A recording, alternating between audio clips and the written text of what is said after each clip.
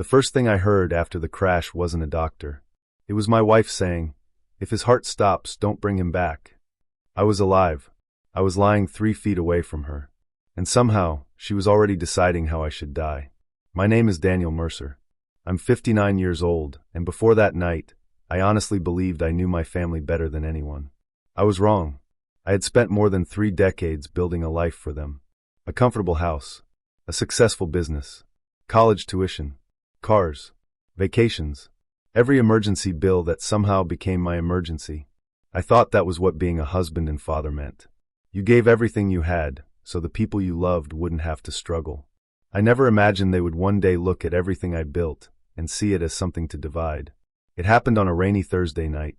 I had left my distribution company just after 10. I was exhausted, but I remember thinking about getting home early the next morning. My wife, Linda, had promised to make breakfast. I never made it home. A speeding SUV crossed the intersection against a red light and slammed directly into my driver's side. The impact crushed metal around me. Then everything disappeared. When I opened my eyes again, I couldn't move. I couldn't speak. I couldn't even force my eyelids apart. But I could hear. That was the part nobody warned me about. I could hear machines beside my bed. I could hear footsteps. I could hear nurses talking outside my room. And on the 3rd day, I heard the voice of a doctor. "Mr. Mercer is stable," he said. "His brain activity is improving, but we still don't know when he'll regain consciousness." Then I heard my wife. "What happens if he doesn't?" The doctor explained that if my condition worsened, the family might eventually have to make difficult decisions about life support. Then Linda said something that made every part of me go cold. "He always told me he wouldn't want to be kept alive by machines." I wanted to scream. I had never said that. Not once. Then my son, Tyler, spoke. He said the same thing to me. He was lying. And he knew it. I tried to move my fingers. Nothing. I tried to open my eyes. Nothing. My body was trapped, but my mind was wide awake. Then Linda said quietly, "If his heart stops, I don't want them bringing him back." The doctor asked if she was certain. My wife answered without hesitation, "Yes." A pen clicked. Paper moved.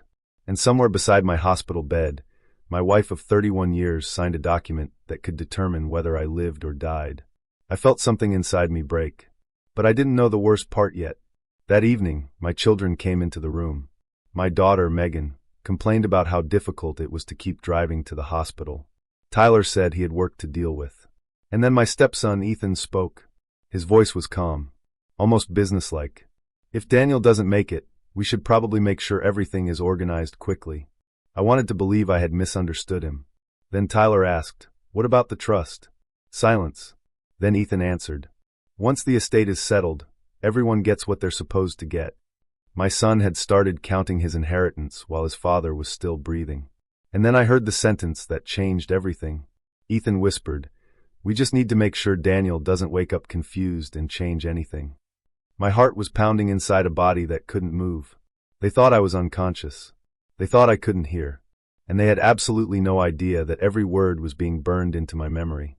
7 days later, I opened my eyes. And when my wife leaned over me crying, I smiled. I even whispered, "I'm glad you're here." But inside, something had already changed.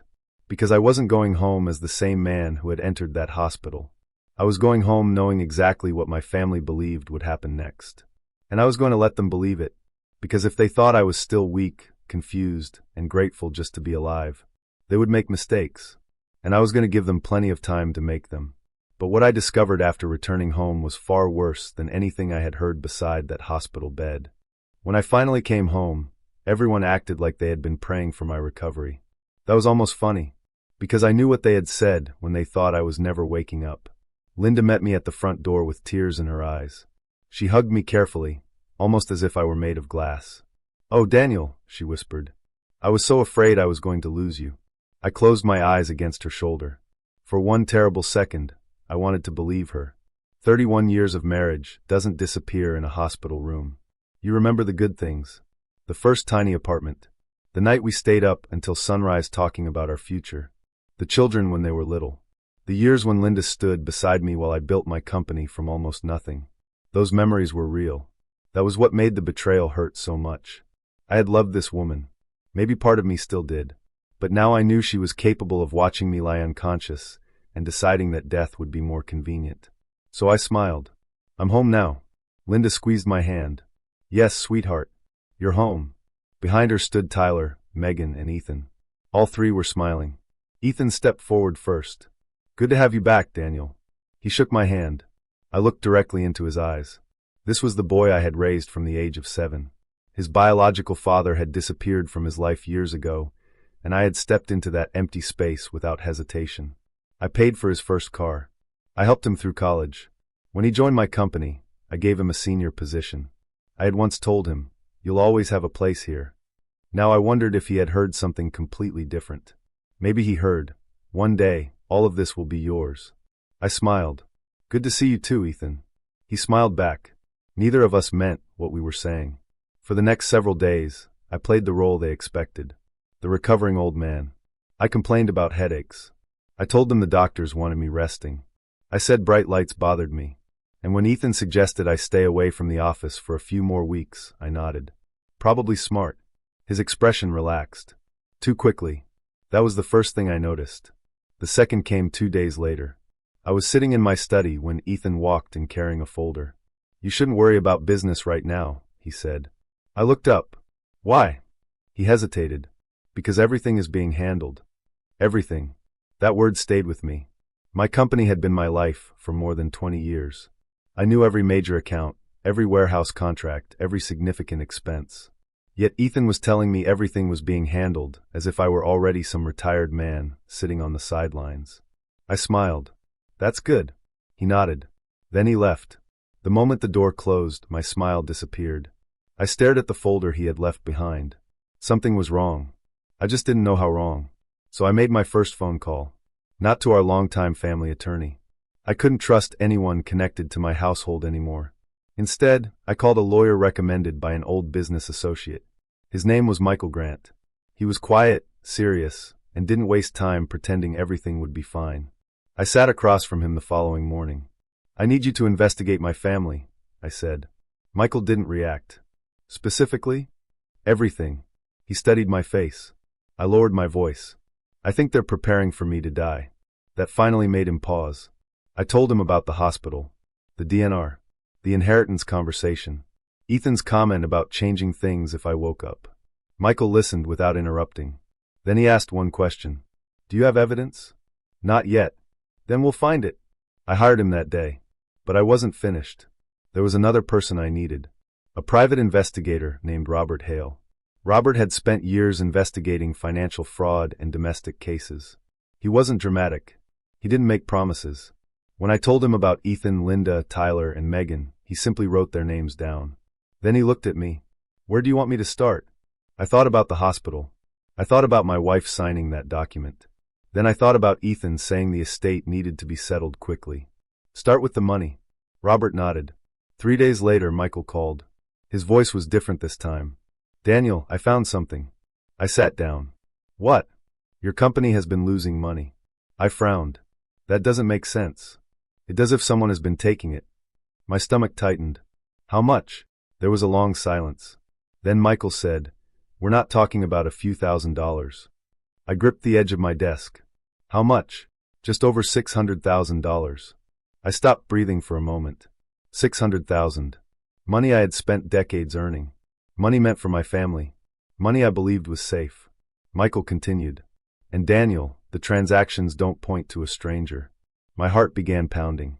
"Who?" Another pause. Then he said the name I least wanted to hear. "Ethan." I closed my eyes. The room suddenly felt smaller. The son I had raised. The man I had trusted with my company. The boy I had defended when everyone else doubted him. He hadn't just been waiting for me to die. He had already been preparing for it. But Michael wasn't finished. "There's something else," he said. I opened my eyes. "What?" "We found evidence that someone may have helped him." My blood went cold. "Who?" Michael took a breath. "Daniel, I don't think Ethan did this alone." And that was the moment I realized the hospital conversation had been only the beginning. Because if Michael was right, the person helping my stepson wasn't some distant business associate. It was someone inside my own family. And when I learned who it was, I wasn't sure my heart would survive a second betrayal. I stared at Michael across his desk. "Someone inside my family helped Ethan?" He nodded. I felt a strange pressure in my chest. Not anger. Not yet. It was disappointment. The kind that comes when you realize the person you trusted was never the person you thought they were. Michael opened another folder. Daniel, Ethan has been moving money out of Mercer Distribution for nearly 3 years. Through what? Fake vendor invoices, inflated expenses, and transfers through a separate company. I leaned forward. What company? Michael slid a document toward me. Mercer Logistics Group. I read the name twice. It was registered under a different state, but the paperwork connected it directly to Ethan. More than $600,000 had disappeared through dozens of transactions. Small enough not to trigger immediate suspicion. Large enough to destroy everything I had built if it continued. I swallowed. Why? Michael looked at me. That's the part that bothers me. He turned another page.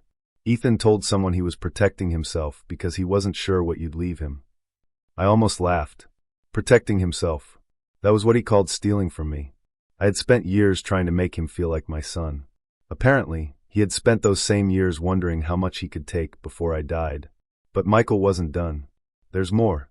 Of course there was. He showed me documents involving 2 properties. My house, and one of my company warehouses. Someone had prepared a power of attorney using Linda's genuine signature and a forged version of mine. Then, shortly after my accident, Ethan attempted to place his name on the property records. My hands went numb. He did this while I was unconscious? Yes. I stared at the forged signature. It looked close enough to fool someone who didn't know my handwriting. But I knew it. That wasn't my signature. Someone had been preparing for my death before the accident even happened. That thought hit harder than the theft. Because it meant this wasn't desperation. It was planning. Michael assured me he could challenge the documents and freeze the properties. But once we move, he said, Ethan will know we're onto him. I looked out his office window. Then don't move yet. Michael studied me. What are you thinking? I want to know everything first. That afternoon, Robert Hale called. I expected another update about the money. Instead, he asked me a question. Daniel, do you want me to investigate Linda too? My stomach tightened. My wife? Yes. I didn't answer immediately. 31 years. That number suddenly felt enormous. Finally, I said, yes.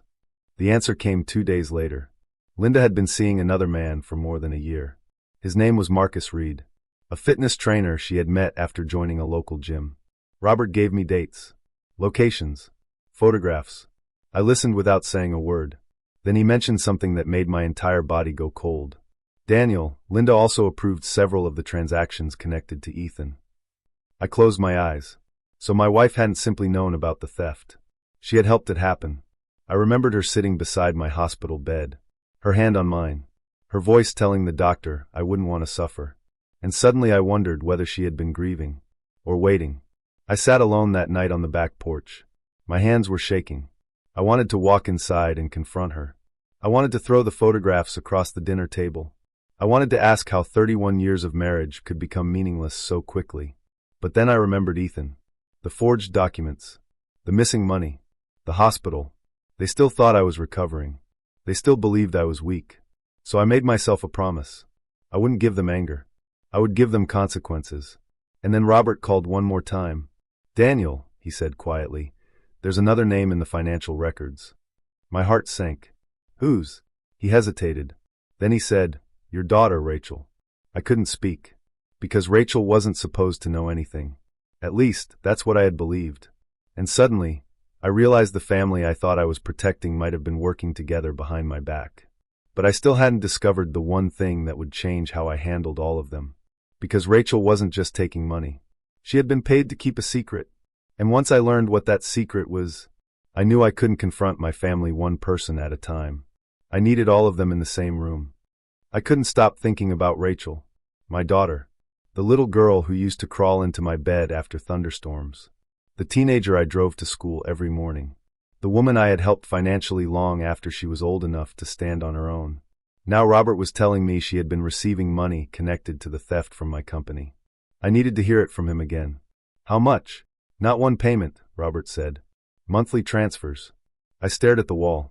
For how long? Almost 18 months. I felt something inside me sink. What was she being paid for? Robert didn't answer immediately. That silence told me enough. Robert, She discovered what Ethan and Linda were doing. I shut my eyes. So she knew? Yes. And she said nothing? Not exactly. I opened my eyes. What does that mean? Robert explained that Rachel had confronted Ethan after noticing irregular payments. Instead of reporting him, she demanded a percentage of the money. She knew. She understood what was happening. And rather than protect me, she negotiated her silence. I sat there feeling like I was hearing the history of my own family being rewritten.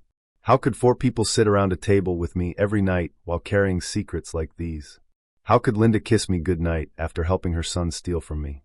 How could Rachel ask me for money while secretly receiving stolen money?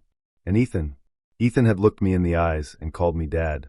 I finally understood something. I hadn't built a family.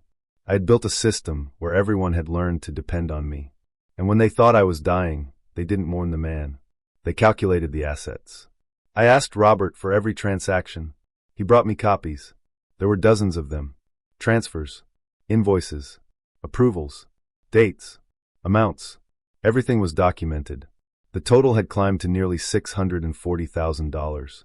I looked at those numbers for a long time. Then I asked Michael to investigate my personal finances.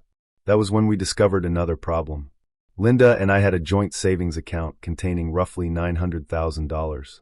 Money we had accumulated over years. Money I believed belonged to both of us. I knew what I had to do. I moved my legitimate business distributions into an individual account under my name. Every transfer was documented. Every dollar was accounted for. I wasn't stealing from Linda. I was protecting what was legally mine. Then I made another decision. I changed my will. The old version had treated my children generously. The new version would make them understand exactly what their choices had cost them. But I wasn't ready to tell anyone. Not yet. I needed one final piece. Something that would make denial impossible. Michael filed preliminary documents challenging Ethan's claim to my properties. We also had the forged power of attorney examined. The result was conclusive. The signature wasn't mine. Ethan had tried to take control of my home and warehouse while I was lying unconscious. The boy I had raised had apparently been waiting for the perfect moment to become the owner of everything. And he believed that moment had arrived when I stopped breathing on my own. I should have confronted him. Instead, I went home. Linda was cooking dinner. She looked over her shoulder and smiled. "You're home early." "Yeah. How are you feeling?" I watched her for a second. "Better." She walked toward me and kissed my cheek. I nearly pulled away. Nearly. But I didn't. Because I had finally realized that patience could be more powerful than rage. That night, Linda mentioned our wedding anniversary. 31 years. She said we should have a big celebration. "Something special," she said. I looked at her. "That's a great idea." Her smile widened. "Maybe we invite the kids?" "All of them." She squeezed my hand. I squeezed hers back. She had no idea what I was thinking. Neither did Ethan. Neither did Rachel. And neither did Tyler, who had been counting on an inheritance before I was even buried. So I decided the anniversary wouldn't be a dinner. It would be a reckoning. I called Michael the next morning. "Don't file anything until I tell you." "Why?" "Because I want them all together." He went silent. Then he understood. "You're planning something." "Yes." "When?" I looked at the calendar. 31 years. That was all I said. Over the next few days, I became the husband and father they expected. I smiled. I ate dinner with them. I pretended the headaches were still bothering me. I even thanked Ethan for keeping the company running. Every word tasted bitter. But I kept going. Because I wanted them comfortable. I wanted them confident. I wanted them to believe the old Daniel Mercer had survived the accident, but hadn't changed. Then 6 days before the anniversary, I received one final message from Robert. It contained a photograph. I stared at it for several seconds. Then I zoomed in. My heart dropped.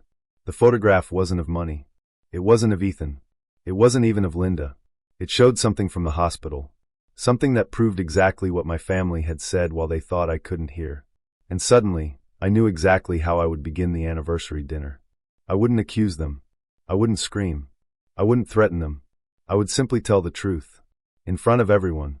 And when they realized I had heard every word, there would be nowhere left for them to hide. The photograph Robert sent me was enough. I stared at it on my phone, then locked the screen. I didn't need to look again.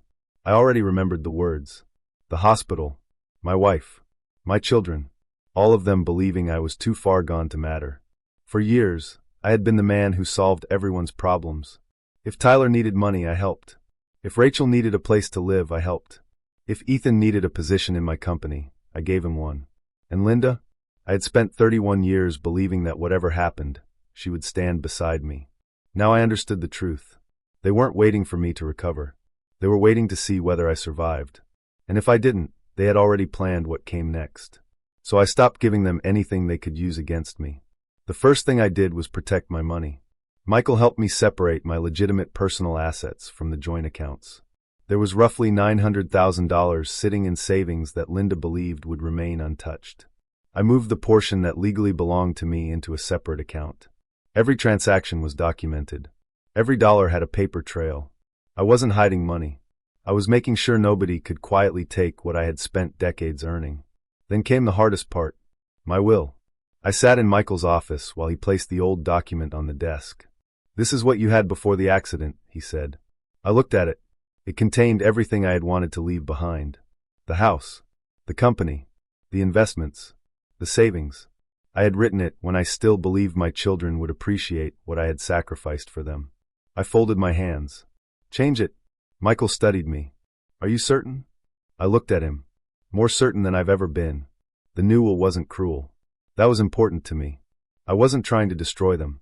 I was simply removing the rewards they had already started treating as guaranteed. Then Michael placed another document in front of me.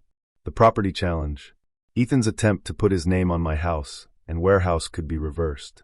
The forged power of attorney was enough to expose what he had done. But Michael warned me. "Once this gets filed, Ethan will know." "Not yet." He frowned. "Daniel, you're giving him time." "I know." I looked at the calendar. Our anniversary was 6 days away. I want him to think he still has everything. Michael understood. That was the point. I wanted Ethan comfortable. I wanted Tyler thinking about inheritance. I wanted Rachel believing her secret was safe. And most of all, I wanted Linda believing I still trusted her. That evening, I went home and found her sitting at the kitchen table. She was looking at old photographs. When she saw me, she smiled. "Do you remember this one?" She held up a picture from our wedding. I looked at the younger versions of ourselves. Linda's smile. My old suit. Two people who had no idea what the future would become. For a second, my throat tightened. That was the cruelest part. The memories weren't fake. Our love had been real once. Maybe that's why betrayal hurts differently than hatred. Hatred comes from an enemy. Betrayal comes from someone who once knew exactly where your heart was. Linda reached for my hand. 31 years, she whispered. I nodded. 31 years. We should celebrate properly. I looked at her. What did you have in mind? Everyone. The kids. Friends. Neighbors. Maybe a nice dinner outside. I smiled. Let's do it. Her face brightened. She didn't know. She thought she was planning an anniversary. I was planning the last night they would ever feel safe around me. The next few days were almost surreal. I went through my normal routine. I drank coffee with Linda. I answered harmless questions from Tyler. I listened while Ethan talked about the company as if it already belonged to him. I even asked Rachel how her apartment was going. Every conversation required acting, and every conversation broke something inside me. One evening, Ethan sat across from me at dinner. You really should think about stepping back from the company, he said. I slowly looked up. Why? You've been through a lot. He smiled. I can handle things now. There it was. Not concern. Opportunity. He wanted me out. I lowered my eyes and pretended to consider it. Maybe you're right. Ethan relaxed. I'm only saying what's best for you. I almost laughed. Instead, I smiled. Thank you, son. His expression softened. That word still affected him. And that hurt more than I expected. Because despite everything he had done, some foolish part of me still remembered the 7-year-old boy who once called me dad. But that boy was gone. And the man sitting across from me had made his choice. The anniversary arrived. By then, Michael had everything prepared. The financial records, the property documents, the forged signature analysis, the evidence against Ethan, the records connecting Linda to the transactions, and the evidence Robert had gathered about Linda's affair. I had one more instruction. Make sure everything happens after I speak. Michael asked, Are you expecting trouble? No. I looked down at the guest list. I'm expecting silence. That Saturday evening, the backyard filled with people. Neighbors, friends, family. Everyone came dressed for a celebration. Linda wore a beautiful dress. Tyler arrived smiling. Rachel brought a gift. And Ethan walked through the gate, wearing the confident expression of a man who believed his future was already secured. I watched him from across the yard. He had no idea. Neither did the others. They thought they were celebrating 31 years of my marriage. They didn't know they were about to witness the end of everything they had secretly built around my death. I touched the envelopes waiting beside me. One for Tyler, one for Rachel, one for Linda, and one final package for Ethan. Then I looked around at the people I had once called my family. My hands were steady. My heart wasn't. Because revenge is easy when you hate someone. But I didn't hate them. That was what made the next few minutes so painful. I loved the people I was about to expose. And when I finally stood up and tapped my glass, every conversation in the backyard stopped. Linda smiled at me. Ethan raised his drink. Tyler leaned back in his chair. They were waiting for an anniversary speech. Instead, I was about to tell them something they had never expected to hear. I need to tell you what happened while I was unconscious. And the moment I said those words, I watched every smile disappear. The backyard went completely silent. I could hear the faint hum of the outdoor lights. I could hear someone set a glass down. And I could hear my own heartbeat. Linda was still smiling. But it wasn't the same smile anymore. She knew something had changed. Ethan's shoulders stiffened. Tyler stopped halfway through raising his drink. Rachel stared at me with a confused expression. I looked at all four of them. Then I said quietly, while I was lying in that hospital bed, I couldn't move. Linda's smile disappeared. But I could hear. Nobody spoke. I continued. I heard the doctors. I heard the nurses. I heard my wife talking about whether I should be kept alive. Linda's face lost its color. Tyler lowered his glass. Rachel looked at her mother. And Ethan didn't move at all. That was when I knew. He understood exactly what I was talking about. I reached for the first envelope. Tyler. My son stepped forward reluctantly. What is this? Open it. He pulled out several pages. I watched his eyes move across the first paragraph. Then the second. His face changed. What? Keep reading. His fingers began trembling. It was a transcript of what he had said in my hospital room. Every word. Every conversation about my estate. Every comment about how quickly things could be settled. Every mention of the money he expected to receive after I died. Tyler looked up. Dad, I didn't. You did. My voice never rose. That made it worse. I pointed toward the document. You discussed my inheritance while I was lying unconscious 3 feet away. Tyler looked around. Nobody came to his defense. I reached for another paper. You also talked about the trust. He swallowed. I watched the realization hit him. The conversation he thought was private wasn't private anymore. I was scared, he whispered. I nodded. So was I. That shut him up. Then I gave him the second page. This is your termination letter. His eyes widened. Dad. Effective immediately. He stared at me. But the company isn't yours. His mouth opened. Nothing came out. I continued. The company car is gone. The corporate account is gone. Your expenses are gone. And every privilege you received because you were my son ends tonight. Tyler looked devastated. For the first time, I saw fear in his eyes. Not fear of losing his father. Fear of losing what his father provided. That distinction broke something inside me. I looked at Rachel next. Your turn. She didn't move. Dad, please. Open it. She took the envelope. Her hands were already shaking. Inside was a copy of her own statement. Not just what she had said in the hospital. Everything she had said about me. How I was always working. How she didn't think I deserved her time. How she had decided not to rearrange her life for a father who might not wake up. Rachel covered her mouth. I was angry. I know. You weren't supposed to hear that. No. I looked at her. You thought I was unconscious. She began crying. Real tears. And somehow that hurt more. Because she was my little girl once. But then I placed another document in front of her. This is the money you received from Ethan. Her crying stopped. You knew. Rachel stared at me. I didn't steal anything. You knew where it came from. She couldn't answer. You saw what Ethan was doing and demanded payments to keep quiet. Her face collapsed. I was scared. Everyone keeps telling me that. I took a breath. Apparently, I was the only person who was scared for the right reason. Rachel looked down. Then Linda whispered my name. Daniel. I turned toward my wife. She was standing beside the anniversary decorations she had chosen herself.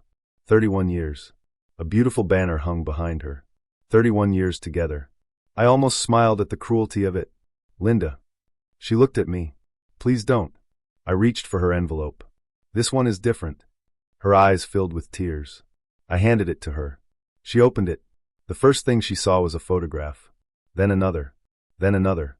Dates. Locations. Names. Linda stared at the evidence of her affair. Her lips parted. Daniel. I said nothing.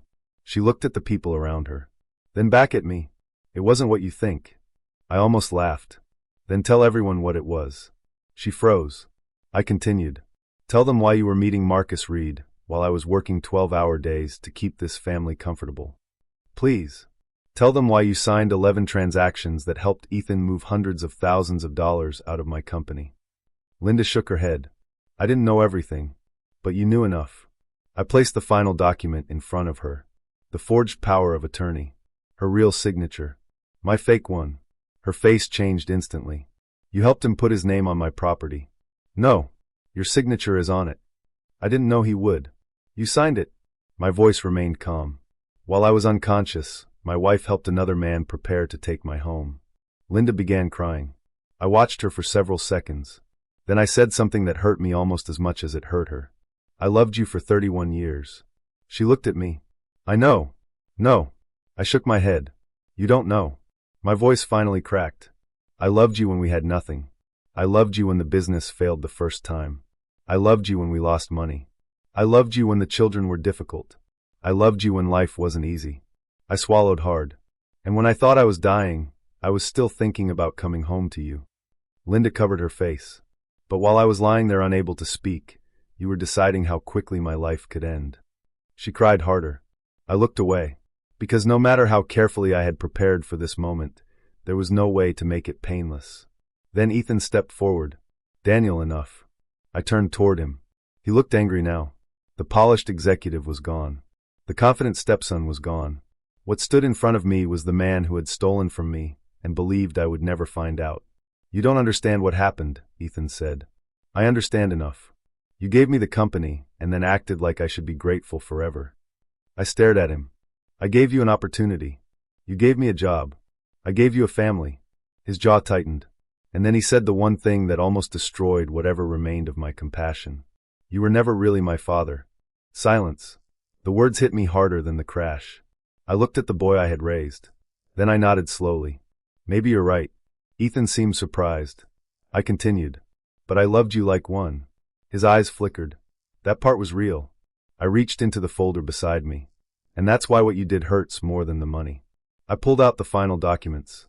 3 years. More than $600,000. 47 separate transactions. Forged property paperwork. Ethan stared at the papers. Then he looked at me. You're bluffing. No. I glanced toward the gate. I'm not. Ethan's face changed. Because somewhere outside that backyard, someone was waiting. And he had no idea that the next person walking through that gate wasn't coming to celebrate my anniversary. They were coming to take away the life Ethan thought he had already stolen. Ethan stared toward the gate. For the first time that evening, I saw genuine fear in his eyes. He turned back to me. Who did you call? I didn't answer. Linda was still crying. Rachel stood frozen beside the table. Tyler looked like he wanted to disappear. And Ethan? He finally understood that the party had never been a celebration. It had been a trap. I glanced at my watch. Then I said, you should probably stop pretending you don't know what happens next. Ethan stepped closer. Daniel, listen to me. No. I held up my hand. You've had 3 years to explain yourself. He stopped.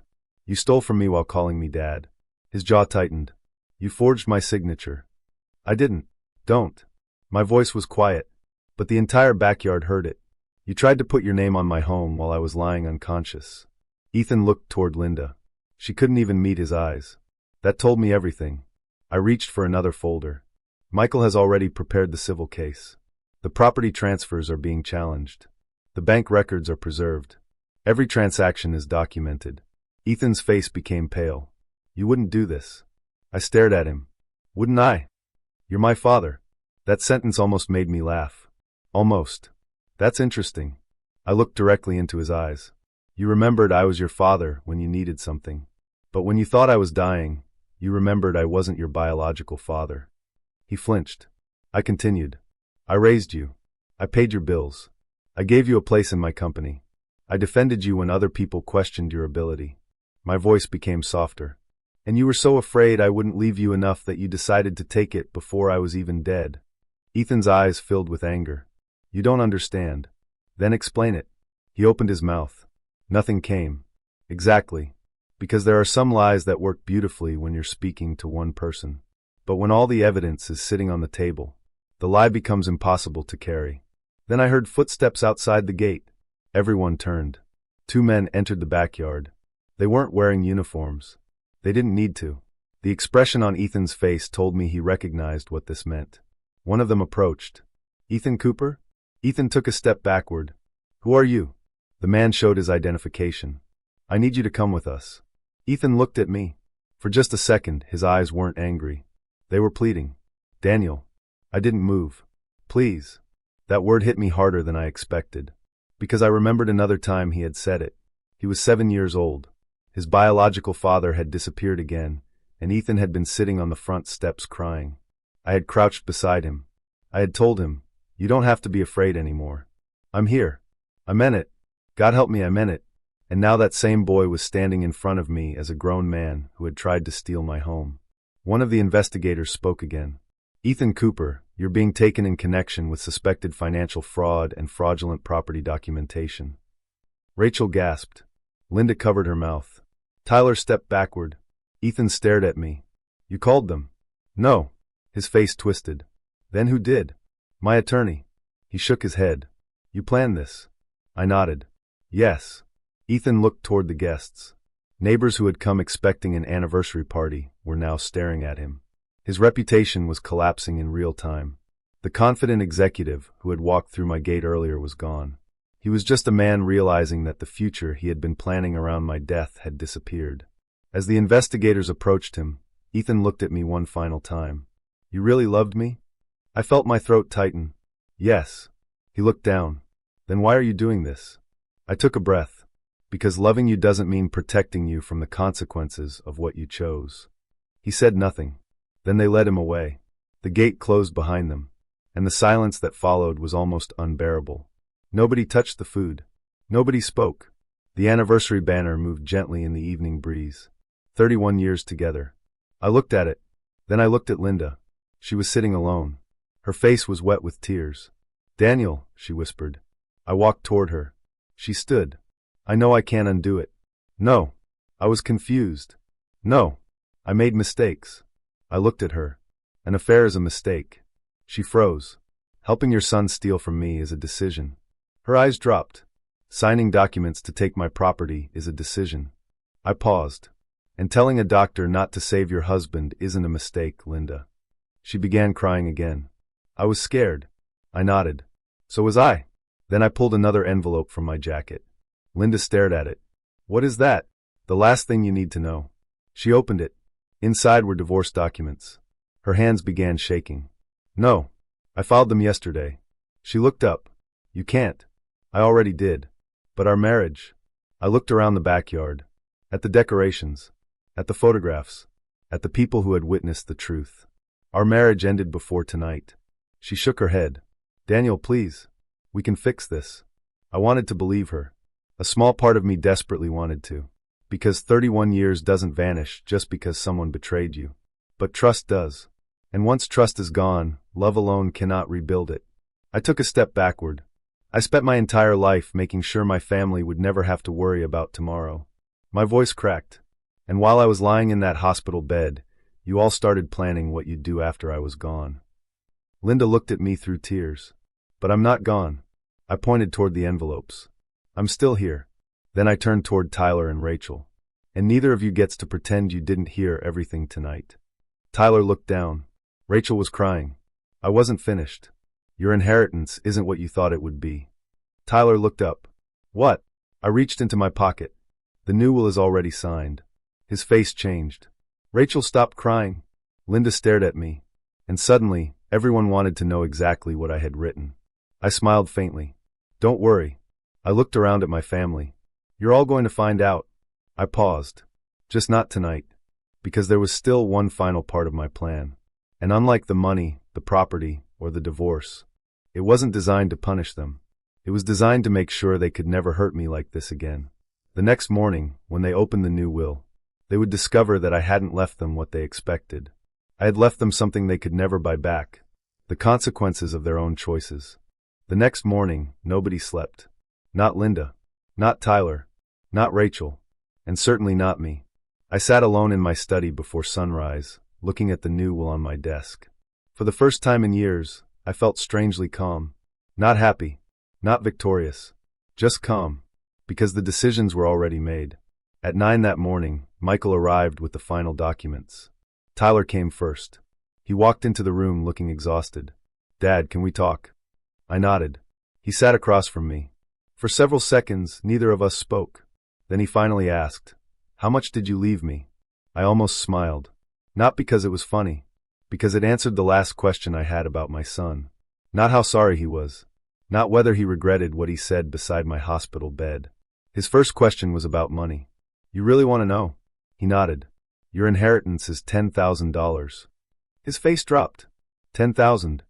Yes. But the trust is gone. His eyes filled with frustration. "You can't do that." "I can. You're punishing me." I looked at him. "No, Tyler. I'm not punishing you." I placed the hospital transcript on the desk. "I'm removing the reward you thought you were entitled to." He looked away. I continued. "You wanted my death to create your financial future. Instead, my survival changed it." Tyler said nothing. When he left, Rachel came in. She looked like she hadn't slept. I expected anger. Instead, she cried, "Dad, I'm sorry." I believed that she was sorry, but being sorry doesn't erase what happened. I told her she would receive $10,000 as well. Her apartment support would end. The money she had been receiving through Ethan was gone. But I wasn't leaving her homeless. "I'll give you 6 months to become financially independent," I told her. She stared at me. "Why would you help me after everything?" That question hurt. Because she still didn't understand. "Because you're my daughter." She began crying. "I don't deserve it." "Maybe not." I softened my voice. "But I'm not going to become someone I don't recognize just because you disappointed me." She hugged me. I stood still for a moment. Then I hugged her back. It was painful, but it was real. Later that afternoon, Linda returned to the house. She had packed some clothes. She stood in the doorway looking at the life we had built together. Our photographs. Our furniture. The kitchen where we'd celebrated birthdays. The hallway where our children had grown up. She looked at me. Was any of it real? I knew exactly what she meant. "Our marriage?" She nodded. I took a breath. "Yes." Her eyes filled with tears. "All of it?" "The good years were real." She looked down. "Then how can you just walk away?" I looked at the wedding photograph sitting on the shelf. "I can't walk away from 31 years. She looked at me hopefully. "I can only walk away from what they became." That broke her. She cried quietly. I didn't yell. I didn't insult her. I didn't tell her she had ruined my life. Because the truth was simpler. She had made choices. So had I. And now we would both live with them. The divorce proceeded. The fraudulent property documents were overturned. The money Ethan had taken was traced through the accounts. Some of it was recovered. Some wasn't. But the company survived. That mattered most to me. A few months later, Ethan faced the consequences of what he had done. I never visited him. I never sent him money. But I also never celebrated his suffering. That distinction mattered. Because I had spent enough time listening to people confuse cruelty with strength. I didn't want to become them. As for the company, I changed everything. I hired people based on competence instead of family. I created stronger financial controls. I stopped handing out opportunities simply because someone shared my last name. And then I did something nobody expected. I started a scholarship fund in my mother's name. The first check went to a young woman whose father had died unexpectedly and left her family struggling. I signed the paperwork myself. When I put down the pen, I realized something. That was the inheritance I actually wanted to leave. Not money for people who were waiting for me to die. A future for people who still believed life could become better. 6 months after the anniversary, I drove past the old house. Linda no longer lived there. Tyler had found work elsewhere. Rachel was supporting herself. Ethan's name was nowhere near my company. I kept driving. I didn't feel hatred. That surprised me. I thought revenge would feel satisfying. It didn't. Justice had been satisfying. The truth had been necessary. But revenge? Revenge had been the part one didn't need. I pulled onto the highway and looked at the road ahead. Months earlier, I had been trapped inside a hospital bed, unable to move while my family discussed what would happen after my death. They thought I had no power. They thought my silence meant weakness. They were wrong. Sometimes silence isn't surrender. Sometimes it's the moment you stop explaining yourself and start paying attention. I survived the crash, but the accident wasn't what changed my life. The betrayal did. It taught me that family isn't defined by blood, marriage, or the years written on a wedding anniversary banner. Family is defined by what people do when they believe you have nothing left to give them. My family showed me who they were when they thought I was dying, and I showed them who I was when I survived. I didn't destroy them. I didn't need to. I simply stopped protecting them from the consequences of their own choices. I drove toward the morning sun, feeling something I hadn't felt in years. Free.